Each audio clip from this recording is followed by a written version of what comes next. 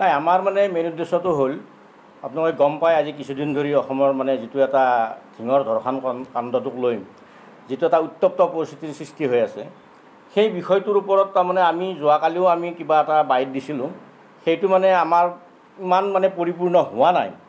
তাৰমানে আমাৰ অসমৰ মানুহে আমাৰ কথাখিনি বুজিবৰ কাৰণে চেষ্টা কৰা নাই আচলতে সেইকাৰণে আকৌ এবাৰ আমি আজি ৰিপিট কৰিব বিচাৰিছোঁ কথাটো এনেকুৱা এতিয়া বিভিন্ন এংগুলৰ পৰা এটা কথা আহি আছে যি এটা নিৰ্দিষ্ট ধৰ্মাৱলম্বী লোকৰ ওপৰত আক্ৰমণ চলি আছে কিন্তু আচলতে এইটোতো কথা নহয় কথাটো এনেকুৱা যি অসমত যিবিলাক অনুপ্ৰৱেশকাৰীয়ে ধৰ্ষণ কাণ্ডত লিপ্ত হৈছে ড্ৰাগছ বেপাৰত লিপ্ত হৈছে তেওঁলোকে নকল সোণ বেপাৰত লিপ্ত হৈছে গৰু চোৰত লিপ্ত হৈছে অসমত বিভিন্ন ধৰণৰ মানে দুষ্কাৰ্যত তেওঁলোক লিপ্ত হৈছে আমি সেই জাতৰ বংগীয় মূলৰ মুছলমান বা মিয়া মূলৰ কথাহে আমি অসমত কৈছোঁ ইয়াত কোনো এটা নিৰ্দিষ্ট ধৰ্মাৱলম্বী লোকক আমি আক্ৰমণ কৰি কথা কোৱা নাই আৰু আপোনালোকে জানে অসমত দুটা প্ৰকাৰৰ মুছলমান আছে এটা আমাৰ খিলঞ্জীয়া মুছলমান আজি শ বছৰ ধৰি বহু বছৰ ধৰি ইয়াত আমাৰ অসমীয়া মানে আমাৰ খিলঞ্জীয়া হিন্দুৰ লগত বা খিলঞ্জীয়া মুছলমান আমি মিলি আমি অসমীয়াৰ জাতিটো আমি আগবঢ়াই লৈ যাই আছোঁ তাৰ মাজতে ব্ৰিটিছে মানে গোলাম কৰিবলৈ ইয়াত মিয়াবিলাকক আনিলে তাৰপিছত সাদুল্লাই মানে অধিক শস্য উৎপাদন কৰাৰ মানে নিমিত্তেই ইয়াত ভোটৰ লালাসত লাখ লাখ মিয়াক 5 টকা টিকট কাটি ইয়াত মানে সংস্থাপন কৰিলে দৰং বৰপেটা নগাঁও বিভিন্ন ঠাইত সংস্থাপন কৰিলে এতিয়া সেইবিলাকে ইয়াত গুজেই গজালি হ'ল ইমান উৎপাত বাঢ়িছে তেওঁলোকৰ আপোনালোকে জানে বিশেষ মই নকওঁ আপোনালোকে অসমৰ থানাবোৰত এটা যদি সৰজমিন তদন্ত চলায় দিনটোৰ ভিতৰত যদি 20টা কেছ ৰেজিষ্টাৰ হৈছে তাত কিন্তু আপোনালোকে দেখিব তাত 18টা কেছেই বংগীয় মুছলমানে সংঘটিত কৰা কেছ আপোনালোকে চাই ল'ব আমাৰ হাতত তথ্য আছে থানাবিলাকৰ আমি গম পাওঁ গতিকে এই কথাবিলাকতো এনেদৰেতো নচলিব অসম গতিকে আমি এই বংগীয় মুছলমানক আমি এটা কথা ক'ব বিচাৰিছোঁ যে তেওঁলোকে কথাই প্ৰতি কয় তেওঁলোক অসমীয়া তেওঁলোক খিলঞ্জীয়া আৰে আজি তেওঁলোক অহাৰ বাবে আজি 100 বছৰ 150 বছৰ মাথো হৈছে মাত্ৰ আমি ঠিক আছে এবাৰ 200 বছৰে ধৰিলোঁ 200 বছৰ ইয়াত বসবাস কৰা জাতি এটা কোনো পধ্যেই খিলঞ্জীয়া হ'ব নোৱাৰে আৰু খিলঞ্জীয়াৰ সংজ্ঞা আমাৰ অসমীয়াৰ মাজতে বা খিলঞ্জীয়াৰ মাজতে কিছুমানে বিতৰ্কৰ সৃষ্টি কৰে আচলতে খিলঞ্জীয়াৰ সংজ্ঞা কি তাকলৈও বিতৰ্কৰ সৃষ্টি কৰে আৰে খিলঞ্জীয়াৰ সংজ্ঞাটো একেবাৰে চিম্পল আৰু অসমত বসবাস কৰা সকলো মানুহেই খিলঞ্জীয়াৰ সংজ্ঞাটো জানে যে আচলতে কোন খিলঞ্জীয়া অসমৰ আপোনালোকে জানে ইয়াত অসমত আমাৰ কামৰূপ ৰাজ মহিৰাংগ দঙাব আছিল ভগদত্ত আছিল নৰকাসুৰ আছিল ভাস্কৰ বৰ্মান আছিল বিভিন্ন ধৰণৰ কামৰূপ ৰজা আছিল তাৰ উপৰিও আমাৰ নৰনাৰায়ণ চিলাৰায় আহোমৰ 600 বছৰীয়া ৰাজত্বকাল চুকাফাৰ পৰা আদি কৰি সেই মই এটা প্ৰশ্ন কৰিব বিচাৰিছোঁ এই মিয়াসকলক যে আচলতে আপোনালোকে যে কৈ আছে আমি অসমীয়া আমি খিলঞ্জীয়া অসমত আচলতে আপোনালোকে কোনজন ৰজাৰ আপোনালোকে প্ৰজা কোনজন ৰজাৰ আপোনালোকে প্ৰজা আছিল নে চুকাফাৰ নে আহোম নৰনাৰায়ণ চিলাৰাৰ নে ভগদত্তৰ নে বান ৰজাৰ কোনোবা অসমতো বহুত ৰজা আছিল আমাৰ কোনজন ৰজাৰ আপোনালোকে প্ৰজা গতিকে আপোনালোকৰ ইতিহাসে কয় আপোনালোকে যে অসমত খিলঞ্জীয়া মানুহ ইয়াৰ নহয় আপোনালোক যে অনুপ্ৰৱেশকাৰী আপোনালোক যে ধৰ্ষণকাৰী আপোনালোক যে আগ্ৰাসনকাৰী ইয়াত ইতিহাসে কৈ আহি আছে যে ছাৰ সাদুল্লাই যেতিয়া অসমত তেওঁলোকক সংস্থাপন কৰিলে তেওঁলোকে মাটি বিল দখল কৰাৰ মানসিকতাৰে তেওঁলোকেতো মংগলদৈত এখন বেনাৰ আগত লৈছিল বল বল বল সদবলৈ জল পতিত মাটি আবদ্ধ কৰোঁ বল মুছলিম লীগৰ নেতৃত্বত এই সমতল হৈছিল দৰং জিলাত 1938 চনত গতিকে মিয়াৰ ইতিহাস আমাক কোনোবাই শিকাব লাগে নেকি আমি সকলোৱে জানো মিয়াৰ ইতিহাস কি গতিকে আমি আৰু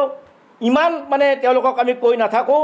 গতিকে আপোনালোকে গম পাব এইটো কথা যি আমাৰ মিয়াসকলে যে আমাৰ অসমীয়া জনগাঁথনি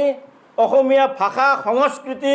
অৰ্থনীতি ৰাজনীতি সকলো যে ধূলিত কৰি দিছে এইটো নিশ্চিত হৈছে আজি তেওঁলোকে কৈ আছে আজি বহুত দালাল ওলাইছে মিয়াৰ দালাল বহুত ওলাইছে যি মিয়া অসমীয়া হয় মিয়া খিলঞ্জীয়া হয় মিয়াৰ পক্ষত কোৱাও খিলঞ্জীয়া বহুত ওলাইছে, কিন্তু আমি সেইবিলাকক আমি ৱাৰ্ণিং দিছোঁ, তেওঁলোকক আমি সকীয়াই দিছোঁ, যদি কিবা কাৰণত যদি এই অসমমূলকত যদি অসমৰ খিলঞ্জীয়াৰ যদি কিবা হানি বিঘিনি হয়, যেনেকৈ আজি ছাৰ ছাদুল্লাক যেতিয়া যেনেকৈ মানুহে আজিকালি থু দিয়ে, কিছুমানে যদি যিবিলাকে ইতিহাস পঢ়িছে তেওঁবিলাকেতো ছাদুল্লাক ভাল চকুৰে নাচায়। গতিকে আজিৰ এই প্ৰজন্ময়ো, ভৱিষ্যত প্ৰজন্ময়ো আজি দেখিছেনে যেনেকৈ অখিল গগৈ ওকালতি কৰি আহিছে, মিয়াৰ হৈ ওকালতি অখিল গগৈ কৰি আহিছে, আৰু বিভিন্ন ব্যক্তিগতভাৱেও কিছুমানে সামাজিক মাধ্যমত মিয়াৰ হৈ ওকালতি কৰি আহিছে। গতিকে এইবিলাক কথা আমি সহ্য নকৰোঁ, আৰু খিলঞ্জীয়াও সহ্য নকৰে। আজি হাতীগাঁৱত UDF মিছাইল ওলাইছে। আৰে কোন UDF হয় গুৱাহাটীত মিছাইল ওলোৱাৰ কাৰণে? আমিও বহি নাথাকোঁ। আমি সেইকাৰণে অসমৰ ৰাইজক আমি আহ্বান জনাইছোঁ, যি এই সুযোগ অসমৰ খিলঞ্জীয়া ৰাইজ সজাগ সচেতন হৈ একগোট হওক, আৰু মিয়াৰ বিৰোধিতাৰে এখন তীব্ৰ সংগ্ৰাম আকৌ আৰম্ভ হওক। যেনেকৈ তোমাৰ 79ত যেনেকৈ অসম আন্দোলন আৰম্ভ হৈছিল, তেনেকৈ আকৌ আমি এখন সংগ্ৰাম আৰম্ভ কৰিব লাগিব অসমত। গতিকে আৰু এটা আপোনালোকক আমি কথা কৈ আছোঁ, কথাটো হ'ল যে মানে এই যিবিলাক মিয়াই এই ধৰ্ষণ কাণ্ডবিলাকত লিপ্ত হৈছে, এই কথাটো কিছুমান মিয়াৰ মানে বিধায়কে পোনছটাই নাকচ কৰি দিয়ে। অলপতে আব্দুল ৰছিদ মণ্ডল, AK আলাম, কিবা UDFৰ বিধায়ক, কিবা আমিনুল ইছলাম, এইবিলাকে তাৰমানে পোনছটাই নাকচ কৰি দিয়ে এইটো ধৰ্ষণ কাণ্ড নহয় বুলি। আৰে ইয়াৰ আগত 5 বছৰ নে 4 বছৰ আগত আজি ঠিক যমুনামুখত, একেখন জিলাতে যমুনামুখত অৰ্ণমাই বৰা নামৰ মাষ্টৰণীজনী, তেখেতৰ বয়স 50 বছৰ হৈছিল। সেই 50 বছৰীয়া মাষ্টৰণীটোক যমুনামুখৰ নদীৰ পাৰত 5জন মিয়াই ধৰ্ষণ কৰি নদীত পেলাই হত্যা কৰিছিল, আৰু সেইবিলাক কিন্তু তেওঁলোকৰ নিমাত। বৰপেটাত আজি খিলঞ্জীয়া মানুহক মিয়াই অত্যাচাৰ কৰি এখন গাঁৱৰ পৰা খেদি পঠাইছে, যি ইয়াত অসমীয়া মানুহ থাকিব নোৱাৰে, খিলঞ্জীয়া মানুহ থাকিব নোৱাৰে, ইয়াত মিয়াহে থাকিব। গতিকে আমি লাচিত সেনা অসম থলগিৰিৰ তৰফৰ পৰা অসমৰ ৰাইজক আকৌ এবাৰ আমি আহ্বান জনাইছোঁ, যদি আমি অসমীয়া জাতিটো, খিলঞ্জীয়া জাতি জনগোষ্ঠী যদি অসমত তিষ্ঠি থাকিব লাগে, মিয়াৰ ওপৰত কিন্তু আমি চৰকাৰকো আমি আহ্বান জনাইছোঁ, এটা কিন্তু সুমীমাংসা হ'বই লাগিব এইটো বিষয়ত। মীমাংসা এইকে বাৰ কৈ আছোঁ আমি চৰকাৰক, যে আপোনালোকে আইন প্ৰণয়ন কৰক।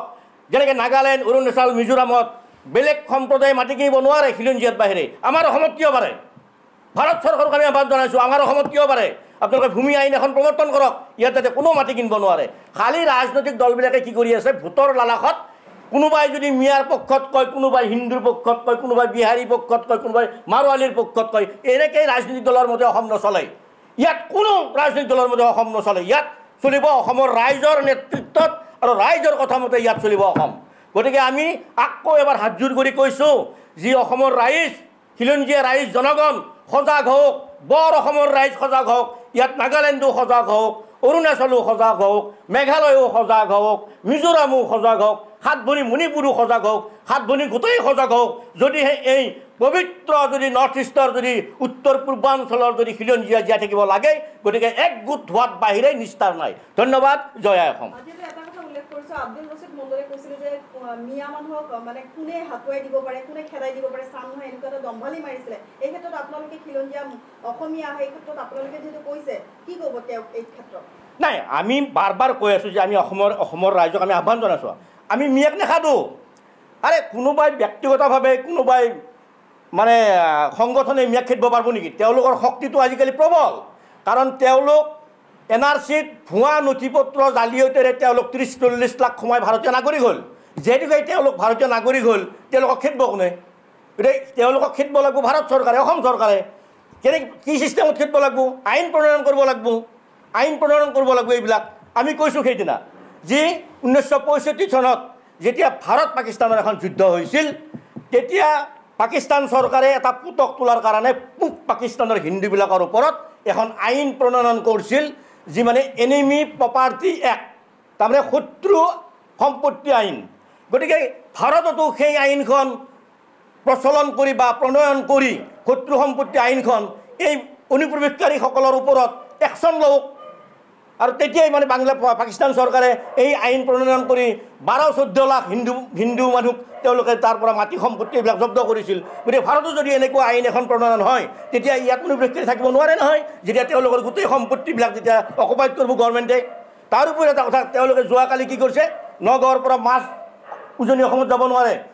গুৱাহাটীত আহিব নোৱাৰে, তৰকাৰী আহিব। আৰে ভাই, তহঁতে কি মাছ উৎপাদন কৰিছ,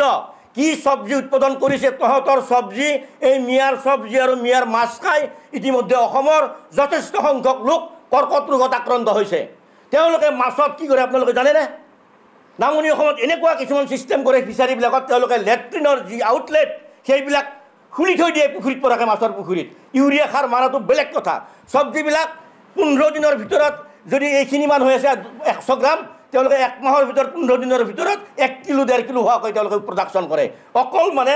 ইউৰিয়া মানে ৰাসায়নিক সাৰ মাৰি গতিকে মিয়াৰ চব্জি নাখাবলৈ আমি লাচিত সেনা অসম থলগিৰিৰ পৰা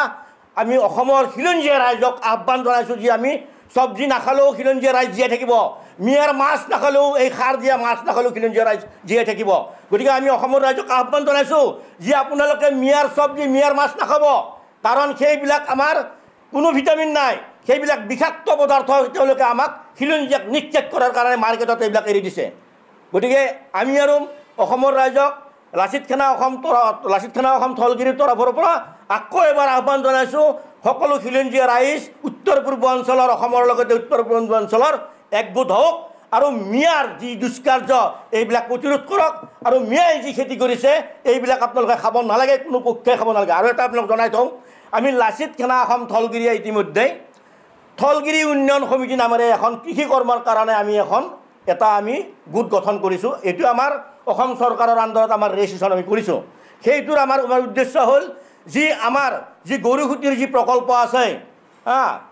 ঠিক তেনেদৰে আমি অসমত যদি আমি প্ৰায় যদি 20খন 25খন যদি খিলঞ্জীয়াৰ মানুহে সেনেকুৱা প্ৰকল্প আমি গঢ়ি তুলিব পাৰোঁ তেতিয়া আমাৰ চব্জিৰো আমাৰ নাটনি কমিব মাছৰো নাটনি কৰিব গতিকে আমি অসমৰ যিসকল যুৱক যুৱতী কোনো চাকৰি বাকৰি পোৱা নাই গতিকে আমাৰ লগত যোগাযোগ কৰক লাচিত সেনা অসম থলগিৰিৰ লগত আমি মাতি দিম আমি কৃষি প্ৰকল্প কৰাৰ কাৰণে আমি স্থান দিম গতিকে সকলো খিলঞ্জীয়া যুৱক যুৱতী আগবাঢ়ি হওক আমাৰ লগত আৰু বিশেষ নকওঁ ধন্যবাদ জয় আই অসম নমস্কাৰ মই অজয় ফুকন আৰু এইখিনিতে সমূহ এনি ভাৰত চেনেলটোৰ যিসকল কৰ্মকৰ্তা আছে সকলোৰে মোৰ ফালৰ পৰা শুভেচ্ছা জ্ঞাপন কৰিছোঁ অসমৰ আচলতে সংবাদ জগতত নতুনকৈ আচলতে এটি আত্মপ্ৰকাশ ঘটিছে আমাৰ নিউজ চেনেল এনি ভাৰত আৰু এনি ভাৰতৰ এটা খুব ধুনীয়া এটা অনুষ্ঠান হ'বলৈ গৈ আছে সকলোৱে জানে আমাৰ সকলোৰে মৰমৰ হাৰ্টথ্ৰব জুবিন গাৰ্গৰ গানে কি আনে আচলতে জুবিনদাৰ সেই গীতৰ আধাৰত আমাৰ হিৰুদাই লিখা সেই গীতটি গানে কি আনে এই গানে কি আনে নামৰ এটি তেওঁলোকে সাংগীতিক ৰিয়েলিটি শ্ব' কৰিবলৈ গৈ আছে আৰু 15 আগষ্টৰ পৰা গোটেই আৰম্ভ হ'ব প্ৰথম অডিশ্যন অসমৰ ধেমাজি জিলাত আৰম্ভ কৰিব গতিকে সমূহ যিসকল প্ৰতিভা আছে যিসকলে গান ভাল পায় যিসকলে তেওঁলোকৰ নিজৰ প্ৰতিভা আচলতে দেখুৱাব বিচাৰে এই ৰিয়েলিটি শ্ব'ত গানে কি আনে এই প্ৰতিযোগিতাত অংশগ্ৰহণ কৰক আৰু খুব ধুনীয়া আপোনালোকে সুবৰ্ণ সুযোগ লাভ কৰিব লগতে ইয়াতে পুৰস্কাৰ আছেই বিভিন্ন ধৰণৰ উপহাৰো আপোনালোকে লাভ কৰিব আৰু লগতে এগৰাকী প্ৰতিষ্ঠিত আচলতে এগৰাকী শিল্পী হিচাপে অসমৰ সাংস্কৃতিক জগতত আপোনালোক প্ৰতিষ্ঠা লাভ কৰিব গতিকে গোটেই অনুষ্ঠানটোলৈ মোৰ ফালৰ পৰা শুভকামনা থাকিল আৰু লগতে এই অনুষ্ঠানটোত আপোনালোকে অংশগ্ৰহণ কৰিব আমিও আছোঁ আৰু সকলোকে আমি লগ পাম ধন্যবাদ